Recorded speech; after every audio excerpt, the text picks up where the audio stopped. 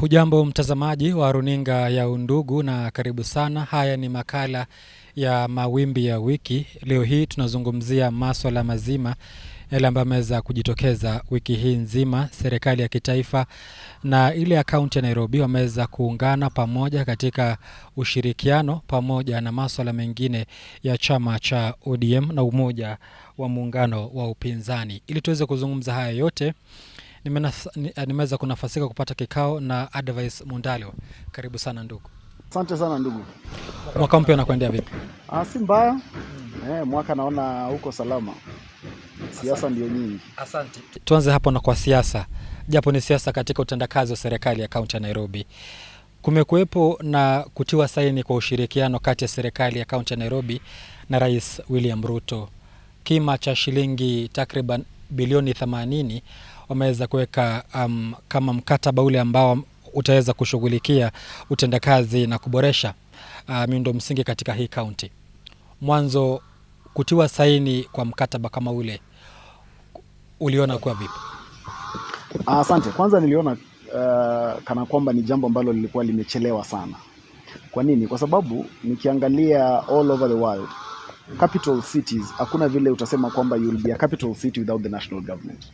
Na ndio sababu unaona pia katika serikali iliyopita Rais Uhuru Kenyatta pia alifanya jambo hilo pamoja na aliyekuwa gavana Mike Sonko. Ukikumbuka vyema wakati huo gavana wa Sai alisema kwamba ni jambo ambalo si nzuri kabisa. Na sasa ndo gavana na pia amejipata mahali papo hapo. Kitu ambacho kinaripotiwa vibaya ni kusema kwamba national government has taken over functions of county. Hapana, kitu ambacho kimefanyika ni kwamba kuna working relationship, cooperation agreement kati ya national government na county government. Kwa sababu the city hosts our embassies for instance. Kwa hivyo sema kwamba the capital city ikuwe tu biashara ya county governor peke yake. No, it has more mandate than just that. Na ndio sababu lazima kutakuwa na vitu ambavyo national government lazima iingilie kati. Ukiangalia mambo ya budgeting. Sababu Nairobi unajua inapata mgao wa karibu bilioni 1.7 per month or something like that. Na ukiangalia hizo hela karibu bilioni 1.5 ni mishahara tu. Kwa hivyo pesa ya kufanya vitu vingine ni kidogo sana. Kwa hivyo ukiangalia pia barabara, zile vitu ambavyo tunasema kila saa kuna flooding imefanyika wapi, barabara hazipitiki. Mara nyingi hizo barabara ambazo tunasema governor hajafanya ni barabara za national government. Ni ile tu ziko Nairobi. Lakini hakuna kitu ambacho governor anaweza fanya. Kwa hivyo ndio kukue na hali ambayo watu ambao wanaishi Nairobi wanaweza pata service delivery to the best. Lazima kutakuwa na relationship, working agreement and cooperation between national government na county government. Hatuwezi sema tu kwamba county government ita exist on its own, haiwezekani. Shikilia hapo kwa sababu nakumbuka seneta wa kaunti ya Nairobi Edwin Watenya Sifuna alisema haya. Kaunti ya Nairobi inadaiwa, serikali ya kitaifa inadaiwa takriban bilioni 100 na serikali ya kaunti ya Nairobi. Umesema kwamba majukumu hajaweza kuchukuliwa, lakini angalia hapa, masuala ya maji ni jukumu la serikali ya kaunti. Uokotaji wa takataka ni jukumu la serikali ya kaunti. Kuna mabarabara yale ambayo yapo chini ya uangalizi wa serikali ya kaunti ya Nairobi. Japo serikali ya kitaifa imeweza kuchukua majukumu yale. Ina maana Sakaja sasa hivi atakuwa mfano wa vile ambavyo Edwin Sifuna alikuwa anasema kwamba atakuwa naibu gavana Musalia Mudavadi akiwa gavana. Sijui mbona unamquote Edwin Sifuna bila kumquote Sakaja. Na ndio sababu unasema kwamba majukumu yamechukuliwa. Na nimeshinda nikikwambia kwamba majukumu hayajachukuliwa. Sababu ukiangalia ukisoma, sijui kama umesoma hiyo cooperation agreement wewe mwenyewe. Exactly, lakini wewe unataka kumquote Sifuna kama authority. Kwa sababu you must be objective. Lazima tu quote ile agreement, na ile agreement inasema it's a working cooperation. Lakini sasa kwa sababu wewe unataka ikae nafasi fulani, sasa wana mquote Sifuna peke yake ni kana kwamba yale mambo ambayo Sifuna anakuambia ndio the gospel truth of everything.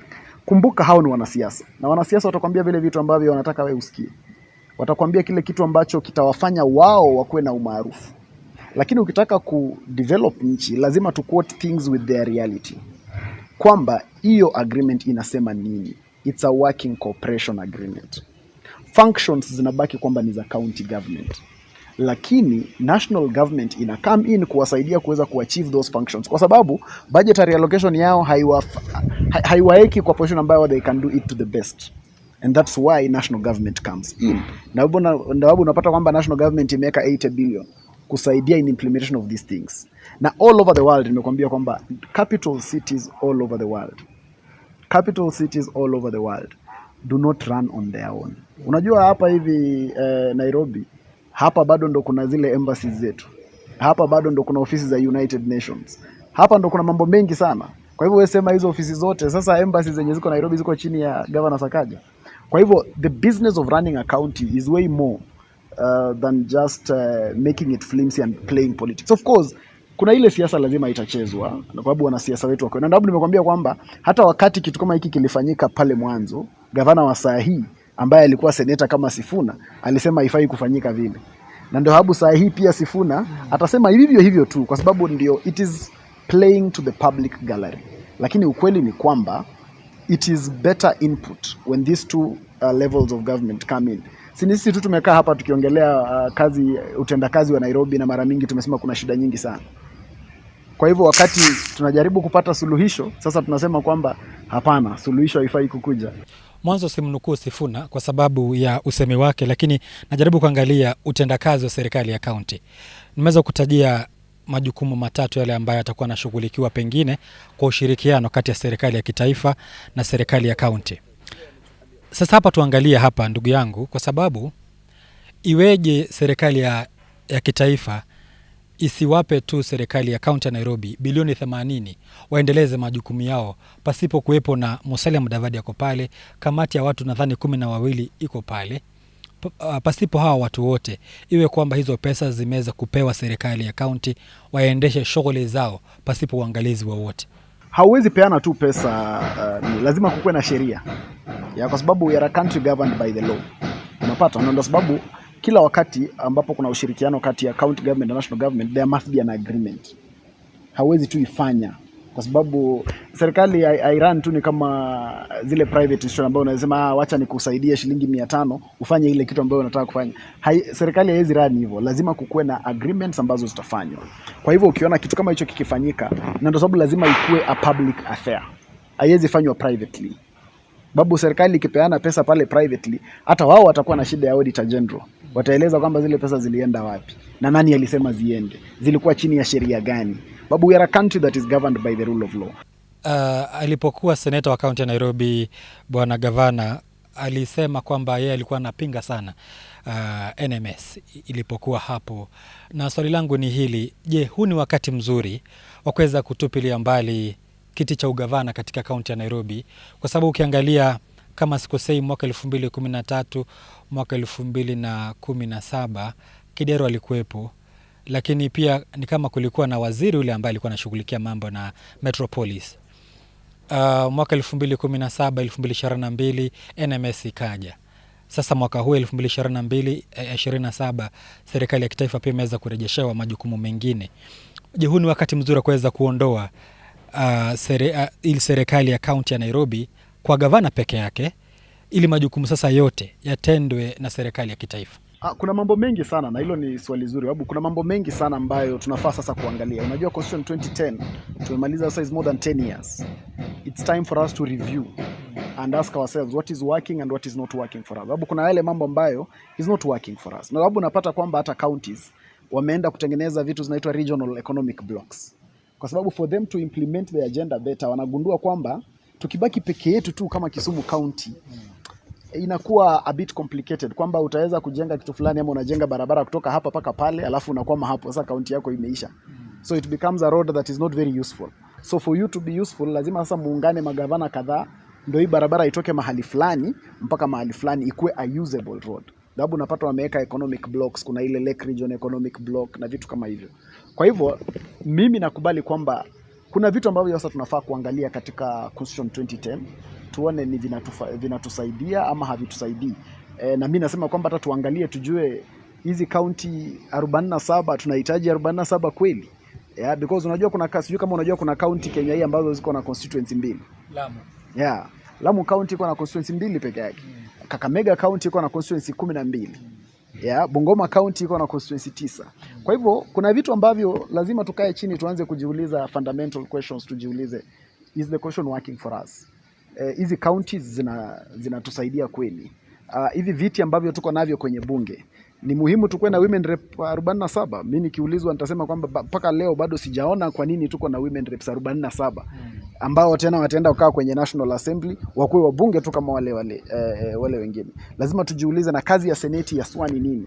Have we been able to really put up the right framework kwamba hii Senate, is it really an upper house, na tunataka ifanye nini haswa? Tunafaa viti kama deputy governors. Mimi nikiulizwa nitasema kwamba sioni kwa nini kukuwe na tiketi ambayo inakuwa governor na deputy waende to the election. Babu, mimi nitakuwa na maoni ya kusema kwamba si governor aende tu kwenye election peke yake, akishashinda appoint deputy ambaye anataka, ndio huyo deputy wakikosana amfute tu, kuliko tukuwe na situation ambayo tuko nayo sasa whereby governors and deputies don't have a good working relationship, but the governor cannot fire the deputy. So mnakuwa na deputy ambaye anaishi nyumbani miaka 5, lakini lazima mmlipe for the 5 years. So ni vitu ambavyo nakubali kwamba Constitution 2010 lazima we must get to a point and start reevaluating our constitution. Tuangalie public participation, tujiulize hii public participation, what is the threshold of public participation? Ni watu wangapi wanafaa kuitwa public participation? Wanafaa wakuwe wangapi? Na waseme nini? So those are the kind of things. Hapo tu kwa public participation, kuna jambo ambalo limeweza kujitokeza. Walipokuwa walitia saini ule mkataba wa ushirikiano, japo akaweza kusema kwamba kutakuwepo na kuwahusisha Wakenya kutoa maoni yao kwa siku 14. Je, hili ni jambo la tumefanya, tupeni tu maoni yenu, kwa hivyo Wakenya hawana ule uwezo wa kukataa ule ushirikiano? Hapa ni ukiukaji wa katiba ya Kenya, maana vipi? Unajua, ukiangalia ile agreement wameifanya na wakasema kwamba sasa there is room now for people to add their ideas.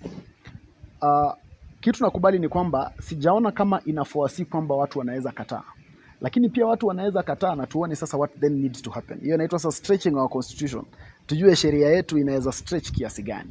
Babu, kile kitu ambayo wamefanya mpaka sasa hawajaenda outside the constitution. The constitution says they must be able to meet and they can have a working cooperation. Hiyo wamefanya. Na sheria ndio inasema kwamba wakishafanya hivyo wanafaa wahusishe wananchi. Sio wao wamesema, ni sheria yetu ile ile. Kwa hivyo such kind of things zinafanya tuweze kutest sheria yetu, tuone to what extent can our law be able to stretch. Kwa hivyo hata mimi nangoja nione kwamba Wakenya wananchi nao watasema nini kuhusu hiyo working arrangement. Na ndio sababu uliona jana rais pamoja na governor walitoka kwanza kuwaeleza Wakenya what exactly they have done. Swali la mwisho kuhusu hili jambo, unadhani Gavana Sakaja ameshindwa kazi ya kuongoza kaunti ya Nairobi kwa sababu alikuja na ajenda kubwa sana ya kuweza kuliongoza kaunti hii ya Nairobi, na hadi kufikia sasa mengi yameweza kuwa yanajitokeza? Mimi nayo tunaishi katika huu mtaa, unapoelekea katika maeneo mengi takataka kweli zimejaa, ukosefu wa maji maeneo mengi yanakosekana. Ina maana Gavana Sakaja kazi imemshinda? Kusema kazi imemshinda, for me nitakuwa kwamba I'm throwing him under the bus too much. Lazima niangalie aliahidi nini na amefanya nini. Ndio nakubali kwamba kuna masuala kama ya takataka, kuna masuala kama ya maji, na si masuala yamekuja na Sakaja pia, because unajua mimi najaribu kuwa a very fair person. Hajakuja na yeye, tusifanye ikae kana kwamba Sakaja alifika haya takataka ikaingia Nairobi, maji ikakosekana Nairobi. Lakini kuna vile vitu ambavyo ameweza kufanya na kuna vile vitu ambavyo sioni kama amefikisha to my satisfaction, even me as a Nairobi resident. But we have things that he promised. Kwa mfano, aliahidi watu kwamba akija kuwa gavana, wale watoto wote wa public schools watapata chakula. Na amefanya. Lakini si wote. Ndio. Amefanya ama hajafanya? Amefanya nusu. Amefanya. Mbona unasema nusu? Naishi Nairobi. Shule gani hawapati? Kule kwetu naitwa Jehova Jire. Si watoto wote wale ambao wanapata chakula. Sio watoto wote wa public school. Babu, remember, hiyo chakula inapeanwa in watoto ambao wako kwenye public schools. Babu, he cannot feed private citizens. Kwa hivyo naona kitu kama hicho, it's true he promised and it's true he has been able to do. Nikitembea town, naona kuna ile lighting ambayo amefanya kwenye town. Sijui kama umetembea Nairobi town usiku lately. Have you been able to see the lighting that he has done? So that is some of the things that he has done. Nikitembea saa zingine usiku, there is a day nimepita town around saa 7 usiku. Nikakutana na wale vijana wanaita Green Army, wakiosha barabara za Nairobi just to ensure that there is cleanliness in the city. Kuna ile wanaita the Green Army, they are all over, they are trying to do something. Yeah, kwa hivyo ni vitu ambavyo nimeona gavana akifanya. Nimeona akiwa na quick response wakati watu wanapata shida, sijui nyumba imeanguka wapi. I have always seen him there. Yeah, he has been a very present governor. So ndio kuna yale mambo ambayo kweli hajafanya, lakini hatuwezi sema kwamba gavana wa Nairobi sasa hajafanya chochote haswa. Hapana, there are many things that I can be able to see, na naangalia manifesto yake na naona kwamba hivi ni vitu ambavyo he promised the people, and these are things that he has been able to do. Na mambo ambayo umezungumzia kwa mfano kama mambo ya maji na garbage, tena ni mambo ambayo yako kwa cooperation agreement, kumaanisha kwamba extent ya kazi ambayo wamefanya, wameona kwamba they need the national government. Kwa hivyo sio kwamba unaona kwamba there is something he is actually doing about it. Babu, sana tusiunganishe siasa na utendakazi. Babu, unaweza fanya kazi nyingi sana lakini bado usipendwe tu kisiasa. Sawa. Tumalize hayo, tuzungumze sasa haya mengine. Wewe umekuwepo katika vyama mbalimbali, nadhani tangu nilikujua katika chama kimoja, hichi ni chama cha pili. Utakuwa nikosoa. Sasa tuzungumzie kuhusu chama cha ODM. Hadi kufikia sasa unadhani chungwa imekatika viwili ama ni vipi? Sidhani kama chungwa limekatika. Naona tu ni kwamba ni disagreements ambazo zinakuwa kwa chama ambazo ni za kawaida. Babu, naona na pia ukubali kwamba mtu mwenye kaliba ya Raila Odinga akiaga, mambo hayawezi baki vile vile. There will always be a scamper, there is helter skelter. Unaona hata chama cha KANU wakati Moi aliondoka, mambo yalikuwa vile vile tu. So it will take time and then the boat will steady. Kwa hivyo sioni kwamba ni mambo ambayo yanafaa kuwa over sensationalized. Ni mambo ambayo with time the boat will steady. Babu, ukimpoteza kiongozi wa mwenye tajriba kama Raila Odinga, mambo kama haya, kuna kuyumbana hapa na pale, there is a wrestle, mambo ya agreement, kuagree nani anafanya hivi na hivi, yatakuwepo, lakini mwishowe I'm confident the boat of ODM will steady. Tuzungumzie kuhusu malumbano sasa, yale ambayo yaliweza kujitokeza hivi karibuni. Walipoelekea katika kaunti ya Mombasa, waliweza kumng'atua mamlakani aliyekuwa katibu mkuu wa chama cha ODM Edwin Sifuna, wakamweka Catherine Omanyo kutoka kaunti ya Busia. Kung'atuliwa kwa Sifuna, huo ulikuwa ni mwondoko ule ambao ni sahihi, kwa sababu duru za kuaminika zinaashiria kwamba Bi Aida Odinga yeye anapinga jambo kama hilo. Tuliweza kumuona mtoto wake Raila Odinga, Winnie Odinga, anaungana na wale ambao wanapinga kuondolewa kwa Sifuna. Siku za hivi karibuni tumeweza kumsikia dadake Raila Odinga, Ruth Odinga, pia ameweza kukashifu hilo jambo. Anasema Sifuna hakupewa muda wa kuweza kujieleza. Kuondolewa kwa Sifuna katika chama cha ODM, je, kunaendelea kupasua hili chungwa hata zaidi? Unajua, ukiwa na chama kama ODM na unajua vyama they are public entities, yeah? Na ina party ambayo ni public entity, kila mtu anaweza kuwa na maoni, yeah? Hata mimi mwenyewe unajua Sifuna ni rafiki yangu. Hata mimi sikupenda kwamba alibanduliwa, lakini masuala ya chama hayaongozwi na feelings za watu na urafiki wa watu. Lazima ziende na zile structures za chama. Ukiangalia Mama Aida, with all due respect, unajua Mama Aida pia ni Mkenya, anaweza kuwa na opinion yake kinawini na kila mtu. Lakini unajua wale watu ambao wote umewataja si officials wa ODM. Ni wanaweza kuwa ni wanachama, lakini they are not officials. Ukienda kwa decisions za officials wa ODM, lazima tuangalie officials wamesema nini. Na hiyo ndio itakuwa decision ya chama. Kwa hivyo baba, hata wewe ukiamka asubuhi na wadosi wako waseme hapana, leo hiyo interview utafanya kule kwa ofisi ya Mundalo, hautakuja tu, yeah? Kwa sababu hiyo ndo decision ya uongozi. It's not about being a populist. Kwa hivyo for me, ndio kubanduliwa, kuna watu wengi ambao wanaona kwamba it was not right and all that kind of thing, but that was the decision of the party, na huo ndo uamuzi wa chama. Oburu Odinga ameweza kuingia katika kiatu kile ambacho kinaonekana ni kikubwa zaidi, kilichoachwa na Raila Odinga. Hadi kufikia sasa, tangu Raila aweze kufariki, unadhani ameweza kuongoza ODM? Kwa sababu tangu aweze kufariki kumekuwepo na semi mbalimbali za viongozi hasa kutoka maeneo ya magharibi mwa Kenya, wamekuwa wakizungumza sana, wakiongozwa na Godfrey Otsoti naye Sifuna pia. Oburu Odinga ana uwezo wa kuweza kuongoza chama hichi, hasa ikizingatiwa kwamba wanaangazia utekelezwaji wa ajenda zile 10 walizotia saini mwaka jana. Nikiangalia kitu cha kwanza, kumbuka Oburu zimewekwa pale bado na structures za chama. Kwa hivyo hii yetu ya huku nje sasa ni opinion tu, na mimi mwenyewe nikiangalia naona kwamba Oburu was more or less one of the best people kupewa chama cha ODM. Kwa nini? Kwa sababu chama kile mahali ambacho kwa kimefika kinahitaji mtu ambaye ako na wisdom nyingi sana to steady the ship. Sababu sana najua wengi tutasema kwamba tulihitaji a person who is younger. Lakini saa zingine ukiangalia umachachari wa inaitwa youthful exuberance, umeangalia unaona vile vijana wako na ukakamavu mwingi, na sometimes unahitaji tu sobriety na mtu ambaye anaweza sikiza kila mtu. Ndio hajafanya ile kazi ambayo pengine Raila angefanya, na yeye si Raila, na huwa anapenda kusema kwamba kumlazimisha Oburu kukua kama Raila is being unfair to Oburu. We must allow him be him. Yeah, we must allow Oburu be him and lead the party his way. Mambo ya kusema kila saa kwamba unajua Raila angefanya hivi kwa hivyo unafaa ufanye hivi, it's neither here nor there. So for me, Oburu has tried to steady the ship in terms of ile wisdom ambayo ako nayo. Umeangalia he has been very consultative. Akianza alikuwa anazungumza na kila mtu, hata ni mara ngapi amekaa pamoja na Sifuna, mara ngapi amekaa na kina Otsotsi. Kwa hivyo naona kwamba there is some wisdom that he has kept trying to employ. He has tried to be a very consultative person, amejaribu kumsikiza kila mtu. But there is also how far he can go. Kwa sababu ukimwona unamweka in a very hard shoe kwamba anafaa asikizane na kila mtu, anafaa atusikize sisi wote, lakini sisi hatufai tumsikize. Sababu ukiangalia yeye anakaa anafanya mkutano wa National Management Committee.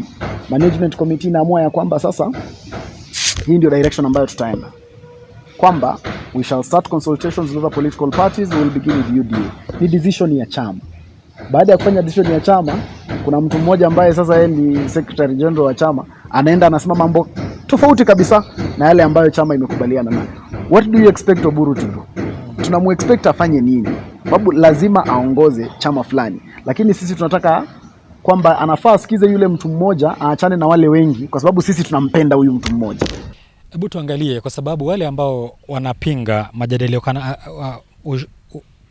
ushirikiano kama ule kati ya serikali ya Rais William Ruto na chama cha ODM, wanasema viongozi wale wa kamati kuu ya ODM ni kama washakata kauli. Mwanzo tuzungumze na UDA, iwapo hatutaelewana tutazungumza na vyama vingine. Kwa hivyo ni kana kwamba hakuna uwezekano wa kutoelewana na chama cha UDA, jinsi ambavyo vile ambavyo kama Godfrey Otsotsi alipokuwa anasema. Je, hapa Oburu Odinga anaweza tumia ile hekima ya kutosha kwanza kuzungumza na wao, azungumza na wengine, alafu elekee mezani waangalie ni wapi pazuri pa kuenda, ni wapi pabaya. Wamesema kwamba tutazungumza na UDA, iwapo hatutaelewana tuzungumze na vyama vingine. Si wamesema hivyo? Alafu tena unasema kwamba washaamua kwamba hawatakosa kuelewana na UDA. Hapo naona kana kwamba hapo hivyo kidogo wewe mwenyewe umejicontradict. Sababu you are saying kwamba wenyewe wamesema kwamba watazungumza na vyama vingine, wataanza na UDA. Wasipoelewana watazungumza na vyama vingine. Lakini Secretary General Sifuna yeye naye amesema kwamba mimi sitamuunga William Ruto na sitaunga UDA kabisa. Kwa hivyo hapo nani amefanya uamuzi kabisa? Yule mtu ambaye hataki kuzungumza na wengine ni Edwin Sifuna. Hawa wamesema kwamba tunataka kuanza na UDA na tusipoelewana tutazungumza na wengine. Edwin amesema kwamba mimi sitamuunga William Ruto kabisa. Kwa hivyo yeye ndiye amefunga huo mlango wa kwamba we cannot be able to have a conversation. Yeah, sidhani kama ni Oburu, because tukue fair to the old man even if we are young people. Lakini wewe, mimi nayo tunajua siasa kuna kile ambacho kinazungumzwa, lakini kuna kile ambacho ni halali na kile ambacho kimeweza kutiwa saini. Kwa sababu hadi kufikia sasa wale ambao ni mrengo wa kina Sifuna na Godfrey Otsotsi, wao wanashinikiza lazima kuwepo na utekelezwaji wa ajenda hizi 10. Wanasema hadi kufikia sasa bado hazijaweza kutekelezwa na bado wanaendelea kuungana na chama cha UDA. Hizi ajenda 10 deadline ni lini ndugu yangu? Ni tarehe 7 kabisa. Kwa hivyo wao wametoa wapi judgment? Unajua ndio hapo nakwambia kwamba lazima tuamue kama tunataka kufanya ile siasa ya populism, ile ya kufanya tupigiwe makofi, ama ile ya ukweli. Kwa sababu the 10-point agenda has a deadline. Yeah? mbona tusikuwe patient, tungoje hiyo deadline tuone what is the report. Hiyo ni moja. Kitu cha pili, hii 10 point agenda mbona sasa ndio tunaingoja sana, lakini tuliipiga vita sana ikianza. Babu, nakumbuka kwamba wale ambao wanasema sasa sababu yao ya kutokubaliana na hao wengine ni kwa sababu ya 10 point agenda, wakati hiyo 10 point agenda ilitiwa sahihi na Raila Odinga pamoja na William Ruto, yule mtu ambaye aliamka jioni na kwenda kwenye televisheni alikuwa yule katibu mkuu, na akasema yeye haiamini na hajaipea chance yoyote. Kwa hivyo yeye from the beginning hakuonyesha any goodwill to that 10 point agenda, hakuonyesha any goodwill to that team, akasema hakuna kitu ambacho watafanya, yeye haiamini. Lakini sasa kwa sababu it's convenient, anataka sasa kusema hakuna kile kitu wamefanya, lakini si lazima kuanzia mwanzo kwamba hakuna kitu watafanya. Kwa hivyo lazima tujaribu sana tusikuwe tu wale watu wa kupenda kupigiwa makofi. Yeah. Katika chama cha ODM, je, huu ni wakati bora wa kuweza kuwaruhusu ndama wale ambao ni wachanga wafanye kazi yao, ng'ombe wale ambao ni wazee waruhusiwa wanywe maji na waweze kupumzika? Hapa nazungumza kuhusu Sifuna na vijana kama Godfrey Otsoti na Babu Owino. Wamekuwa kizungumza sana, wanataka kutoa ule msisimuko ulikuwepo nyakati za Raila Odinga. Mvurugano huu nadhani ni kati ya wale wazee na wale wachanga.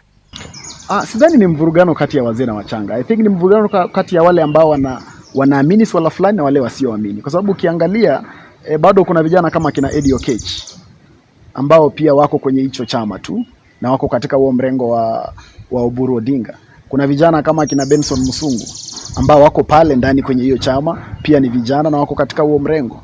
Kwa hivyo hatuwezi chukua vijana fulani wawe hao ndo vijana kuliko wengine. Kuna hata wale vijana kina Gaucho na waona pale ambao ni members wa ODM na pia wako kwenye ule mrengo wa Oburu. Kwa hivyo vijana ni wengi ndugu yangu. Hatuwezi chukua vijana wawili tuwafanye wao ni vijana kushinda vijana wengine. Lakini nakubali kwamba it's always a good thing kwamba kukuwe na a generational handover, kwamba uongozi unafaa usonge kwa generation ingine. Lakini tena kumbuka, huu uongozi utasonga kulingana na dictates za chama, sheria ya chama na zile organs of the party. Hatuwezi kuwa sisi sio members wa ODM ndugu yangu, lakini mimi na wewe ndio tunataka kufanyia ODM uamuzi. Lazima sisi tuende tufanye uamuzi kwa vyama vyetu. ODM imeamua kwamba inataka kuenda hivyo. Kwa hivyo we can't sit outside and want to decide for ODM what ODM needs to do. The best we can be able to do is, kama hatukubaliani na mambo ambayo wanasema, tunaweza wakataa kwenye ballot. Tuseme kwamba kwa sababu ODM imefanya hivi, hii kura tutawanyima hivi, ama tutapigia hawa na hatutapigia hawa. Lakini hatuwezi sema kwamba we must make decisions on behalf of ODM ndugu yangu. Hatuwezi kaa hapa tuseme kwamba tunataka kuamua nani ndio CEO wa Equity Bank, ama tuseme si tunataka kuamua nani ndio CEO wa Safaricom kwa sababu tuko na line ya Safaricom kwa simu yetu. It doesn't work like that. Unadhani Edwin Sifuna ana uwezo wa kuweza kuongoza hili vuguvugu la vijana wachanga katika chama hicho cha ODM na kuweza kusisimua ule msisimuko ulikuwepo hapo awali eti kwamba chama cha ODM kinapigania haki za Wakenya? Na hapa namnukuu yule ambaye ni mkurugenzi wa masuala ya uchaguzi katika chama cha ODM ambaye ni mbunge wa Suna Magharibi, jina lake lanitoka, nakuwa nakumbuka, Junet Mohamed. Alisema kwamba wao sio NGO ya kutetea watu, lakini viongozi wengine wa ODM wanasema chama cha ODM misingi yake ni kutetea haki za kibinadamu. Unadhani mrengo ule wa Edwin Sifuna una uwezo wa kuweza kumarshal ule uwezo mwingi wa kuungwa mkono na vijana? Capacity yake definitely he has some capacity to do many things. Anaweza fanya vitu vingi ambavyo anaweza taka kufanya. Siwezi sema kwamba hawezi fanya hivyo. Na ukiangalia katika commercial numbers na kusema kwamba wale vijana, I think that's time to tell. Yeah, mimi naona kwamba he has the capacity, but time will tell kama anaweza waeka pamoja na waende direction fulani. Sababu so far nikiangalia sijaona direction yote ambayo amepea vijana kusema kuna mahali wanaenda. Kwa sababu niliona yeye akitoka kwa chama, vijana wakatoka na yeye, lakini yeye akaenda kotini, anataka kurudi kwenye chama. Kwa hivyo sijui direction yake ni gani haswa ambaye anataka kuwapatia wananchi ama wale wafuasi wake. Na wakati atatoa direction ambayo anataka waende, ndio tutajua kwamba yeye ako na ushawishi na anaweza wasukuma waende upande mmoja. lakini wakati wa saa hii sijaona kana kwamba there is a particular direction, unless I have missed it, maybe kama wewe umesikia. Sijaona direction yoyote ambaye amesema kwamba anataka watu waende. Kwa sasa nimeona tu akisema kwamba ameenda kotini, na masuala yake sana sana ni masuala tu ya ODM. Nimemsikia anahubiri injili ya one term, japo hilo sio letu. Tuzungumzie hili. Kuna utumizi wa nguvu kupita kiasi na maafisa wa polisi walipokuwa katika kaunti ya Kajiado, eneo la Kitengela, kuliweza kutupwa kitoa machozi katika mkutano ule. Siku ya nadhani ni siku ya Jumatatu ama Jumanne, Gachagua alipokuwa katika kaunti ya Nairobi pia yaliweza kutendeka kama yale. Na kuna mengi yale ambayo yameweza kujitokeza, utumizi mbaya wa nguvu zile ambazo ni za maafisa wa polisi dhidi ya wale ambao ni wanasiasa, wale ambao hasa ni wa mrengo wa upinzani. Jambo kama hilo linatuelekea wapi, hasa wakati huu tunaelekea katika uchaguzi wa mwaka 2027? Kwanza niseme hiyo ni ishara mbaya sana, na Inspector General anahitaji kukuwa mwangalifu zaidi, sababu visa kama hivi vya kutupa vitoa machozi, na hata niliona pale Kitengela kuna yule kijana ambaye alipoteza maisha yake. It is a very wrong direction to start going with our politics.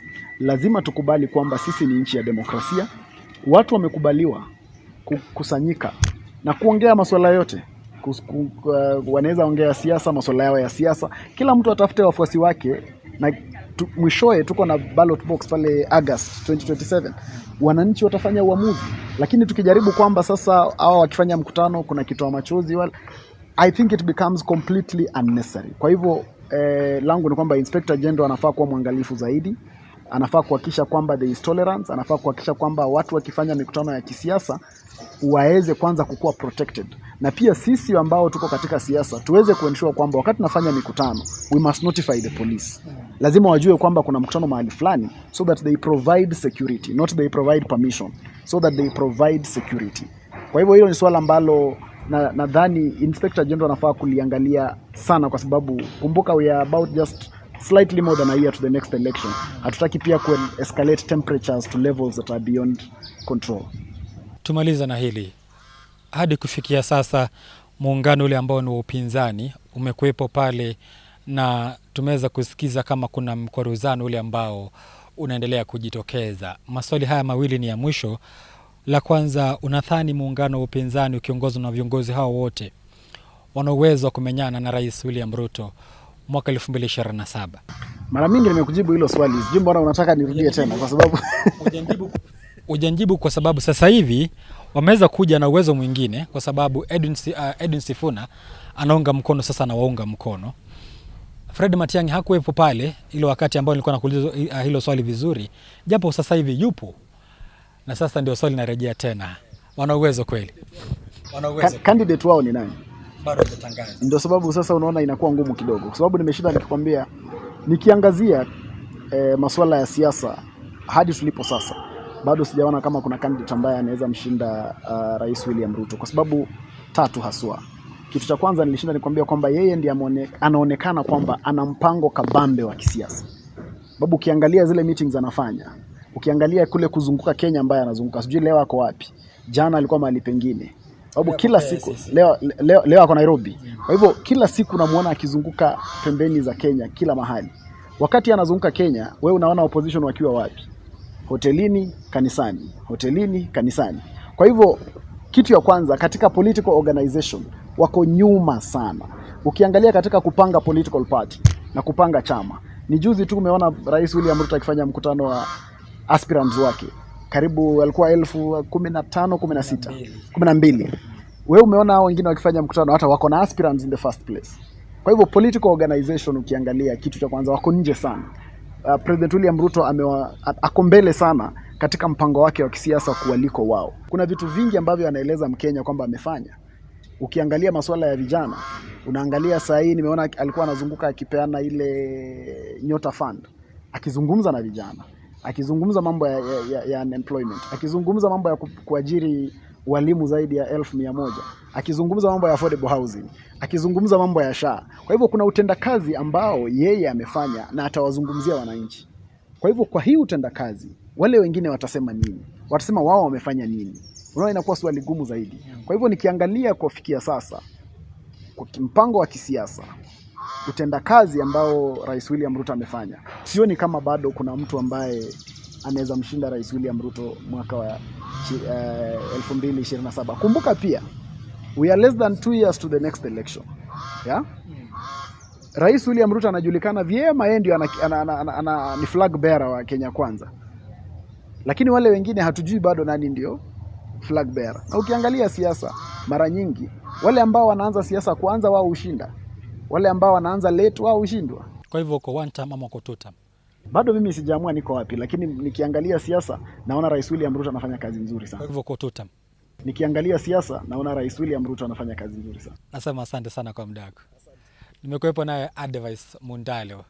Amehepa swali langu, lakini yapo mengi tuzungumza wiki ijayo, karithia Maulana. Mimi ni Zablon Mashare, hadi wakati ule ni kwaheri.